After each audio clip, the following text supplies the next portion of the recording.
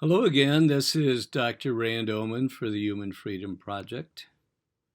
For the 46th um, episode, we are seeing you and talking to you, and we're more than happy to be sharing this information that we have with you.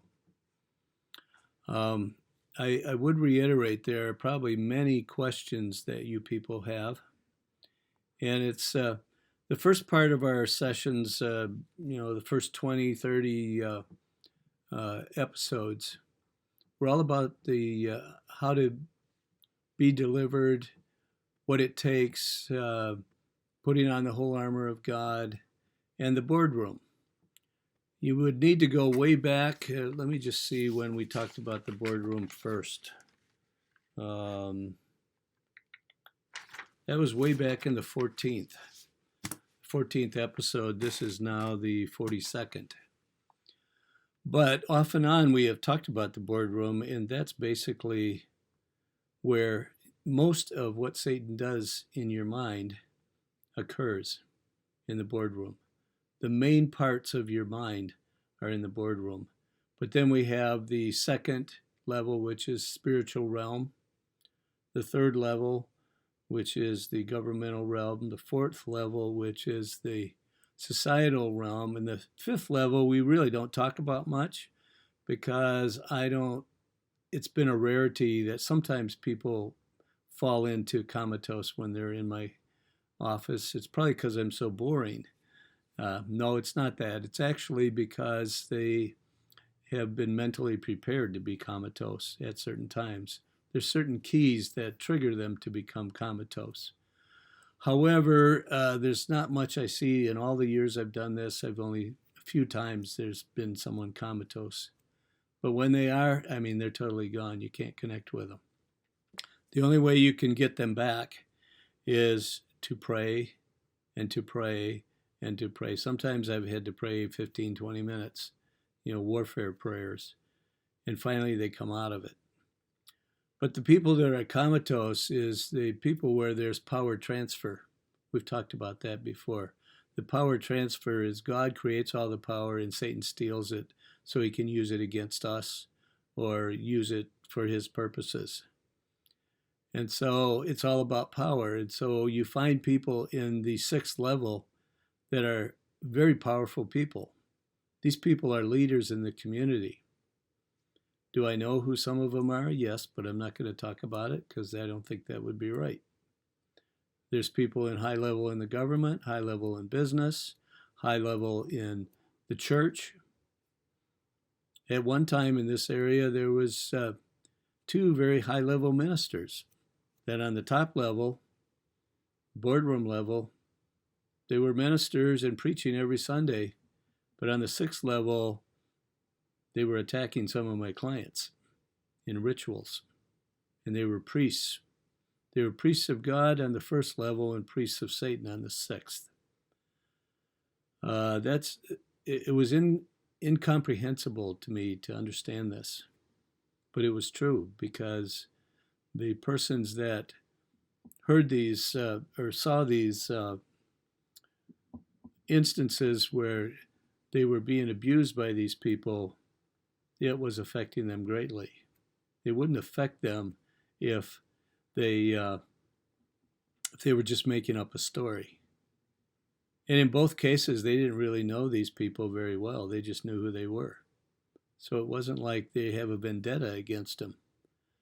And I've run into that numerous times where people have memories, and the memories really indict people. But I have to keep it quiet because I'm a counselor. I have to keep it to myself, and it's things that have happened years and years and years ago. Many of the people are dead now. And so there's no place to go with it. So I've just kept it in my head and turned it over to God, because if I kept it in my head all the time, it would be very difficult for me to move on. So as we go on to this last part of the excuse me, I have to put a pillow behind me. It's hard on my back. I'm a human person, and this is hard. It's not hard to give these sessions, but it's hard on my back. So as I talk to you more about this, we went through the wheel of the person that has gone all the way through all of these levels, and we've talked about each level as we've gone. And there are still 5 more strongholds on this particular part, and we're going to go through those today. So go back to the previous session, watch that, and then watch this in connection with it. So now we're going to go to the third configuration, which is also a stronghold. There's 7 strongholds on this part. So on the right foothold, there's disembodiment. And what that means in this case is the person that's in the occult at level 6, they are disembodied. Their spirit rises, and parts of them rise above whoever is on the altar or whoever is walking around the altar. They actually watch themselves in action, but it's actually demons that are controlling their bodies. So their spirits are outside of the body. That's what disembodiment means. I mean, that's called possession at that point. Then the second side is lack of bodily control, which means they're disembodied and they can't control what's going on in their body, so Satan does whatever he wants. And then in the middle, it's chaos. And that's exactly what Satan loves. He loves chaos.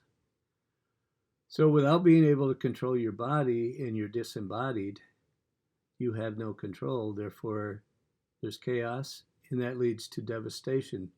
Because as the person looks at what they're doing, it's devastating to watch what their own bodies are doing to somebody else. They may be murdering somebody. They may be having sex with somebody. They may be sadomasochistic. I mean, there's any number of things that happen. And so the person has to dissociate or they wouldn't be able to cope. And that's the next thing that Satan puts on there. Because he wants to keep his people rational because they're assets to him. So he uses what God has given, dissociation. He uses that to keep his people safe too. So the person dissociates and is devastated because they're disembodied and they have no control of their body and they're feeling chaotic. So now they fear death. They fear death because what's going to happen to me? I'm separated from myself. And when it comes to the will, it's Satan rules. So the curse here with Satan ruling, he's saying, I'm in charge. Don't worry, you're not going to die. And Satan's domain is, you are in my domain. This is the way it is. You better get used to it. There's no compassion with Satan. So this is what Satan, a stronghold that Satan puts. This is number 3. Let's look at number 4. Let's see if I can put it here in a different, there, let's see if that works. Number 4 is, again, we talked about lies of Satan or lies of the enemy. But lies of reality is on the right foothold. Lies of self is on the left. So they try to show that this is reality, what they're doing when they're doing rituals. And they lie to themselves about themselves and say, I am a nobody, I am nothing. And then they have lies about Christ. Christ can't save you. Christ can't help you. You're all alone now, but you belong to me. And that's what Satan would say. So they feel helpless and they're apathetic because they can't do anything positive because Satan never lets them. So again, that whole idea of escapism, which we talked about last time, is very much there, wanting to escape but can't, and Satan knows that. So they try to escape, and there's despair. If they literally physically try to escape, then there's severe penalties. severe, severe penalties. So despair is, there's no hope. I guess I have to be Satan's servant in Satan's domain. So as we go to the next one, let's see, this is number 5. Now the child has a spirit, an orphan spirit placed on them to make them feel like there's no parents, they're orphans, and as long as you're an orphan, you need to do what I want you to do, not what you want to do. And so then there's the fear of darkness that is put on them. They're all alone. And then Satan puts his darkness over them so that they can't see the truth, they can't hear the truth, they can't know the truth. And it's so strong emotionally that they're so alone and they're so afraid in the dark that it's all encompassing emotional pain. So that pain, that high level encompassing pain, is so strong that it keeps them locked in to the occult. Then they feel helpless and empty. And then they feel like nothing.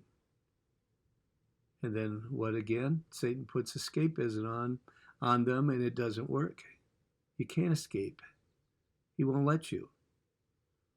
Now, the only way you can escape is through deliverance. And most people never get to this point because they're nothing and they don't try to get help.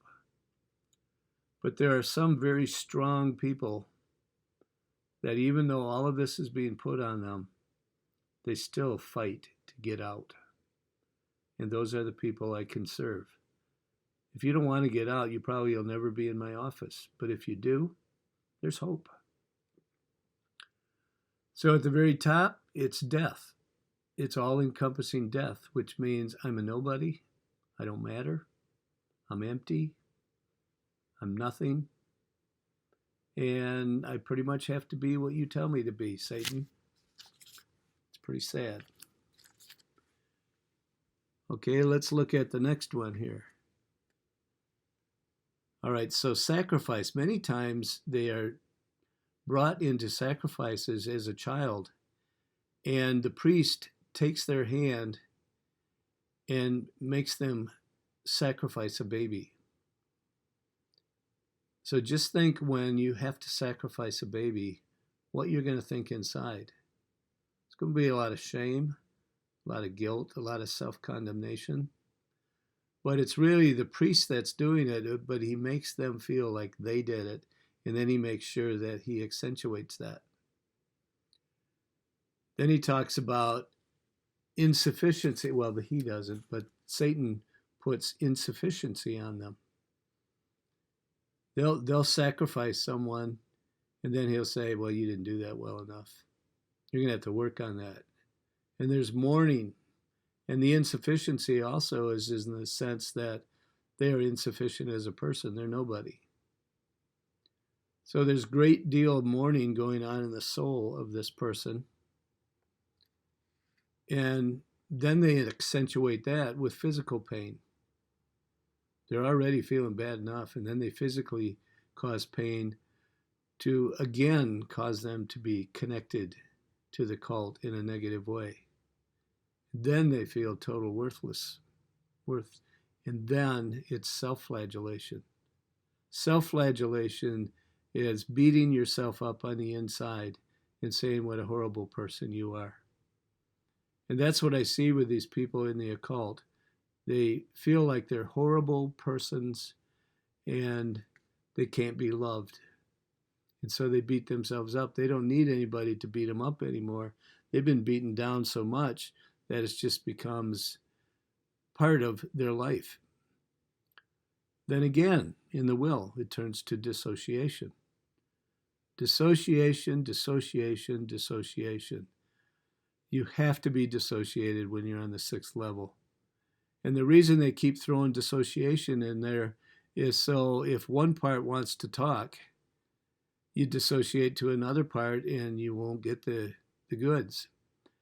And what happens with all this dissociation is there might be parts that want to say something, but they sound so garbled and it doesn't make sense. And people don't believe that people can be sacrificed, that kids can be sacrificed, adults can be sacrificed. So they say, oh no, they're just making that up. And then the very top part is not only self-flagellation, but self-mutilation. That's where a lot of this cutting comes. If you have people that are cutting, it doesn't mean they're necessarily in the occult, but it does mean that they could be. So the self-mutilation is basically to say, am I real? Then they see the blood when they cut themselves and they feel the pain. But a lot of times they don't even feel the pain when they're cutting themselves. But to see the blood running from their veins says, I'm real, I'm not disembodied. So that's where a lot of self-mutilation can come from, but I don't think it's totally that. And sure, it's not. Then we look at the last stronghold on this part.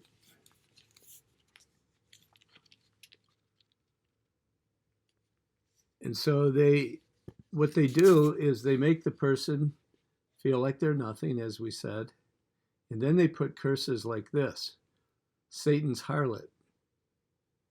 Well, harlot is a prostitute. So you need to prostitute for Satan, and you prostitute your body on the altar. And that's what happens. You prostitute yourself, not just on the altar, but it carries over into your daily life. But you dissociate into different parts and it still shows up there. And a seductress, you learn how to seduce. And with a Jezebel spirit. And many times in the Old Testament, well, Jezebel and Ahab were characters in the Old Testament, and they were real. And Jezebel was a sinful, satanic woman that Elijah, was it Elijah? I can't remember right now, sorry. But he went up against Jezebel, and she ended up being pushed off a parapet and eaten by dogs, and that had been prophesied earlier that she would die that way. But Jezebel is an evil occultic spirit that is a seductress, that is a temptress, that is Satan's harlot. God knew that and was not going to allow that to happen. And there are so many people with a spirit of Jezebel in them. Not only men or women, but men also have the spirit of Jezebel. Men can be seductive too, and they can prostitute themselves. So being a seductor and Jezebel, you manipulate others. You have no respect for other people. And so you're living in spiritual darkness, which is above temptress and manipulation of others. So you do it so much, and Satan controls you so much, that you don't really have much of a conscience anymore. And you just live in darkness. And so what does that lead to? It leads to anarchy. Anarchy is when you go up against an established government and say, we're going to tear you down.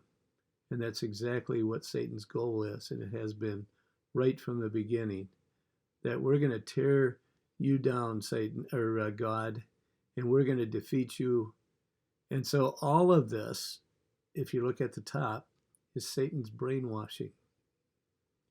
And Satan brainwashes us through every one of these configurations, whether they be strongholds or something else. Now let's look at the last one before we finished here. Or the last one is called a disc from hell. There's 1, 2, 3, 4, 5, 6, 7 arrows. There's supposed to be 13, but God has been kind enough to say I'll finish the rest of them because all of this was taking way too much time and we needed to finish. So around the middle is Satan's power. And where did Satan get his power?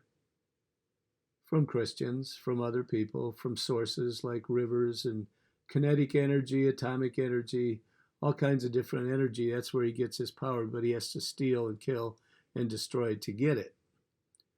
So, Satan's power, you've got loneliness. That's the darts and the arrows of the enemy. The arrows is loneliness, isolation, lack of self-control, depression, rage, disfigurement, and death. All of these arrows are pointing in towards Satan's power, because all of that happens because Satan's power sucks that out of a person and makes them these ways. That's what a disc from hell actually is. And we run into these all the time. So as we stop today, we just look at this. The person's lonely because there's nothing. Then they become isolated.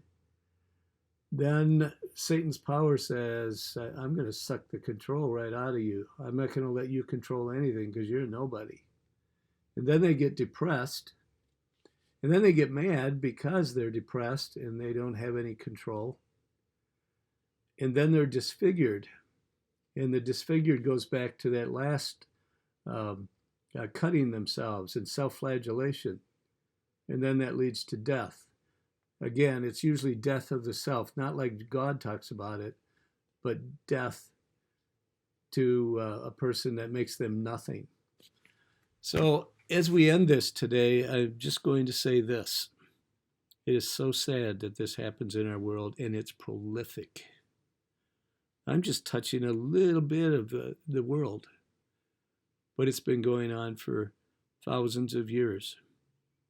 And it needs to stop, and God is running out of patience. And he's going to do something about it. And he is.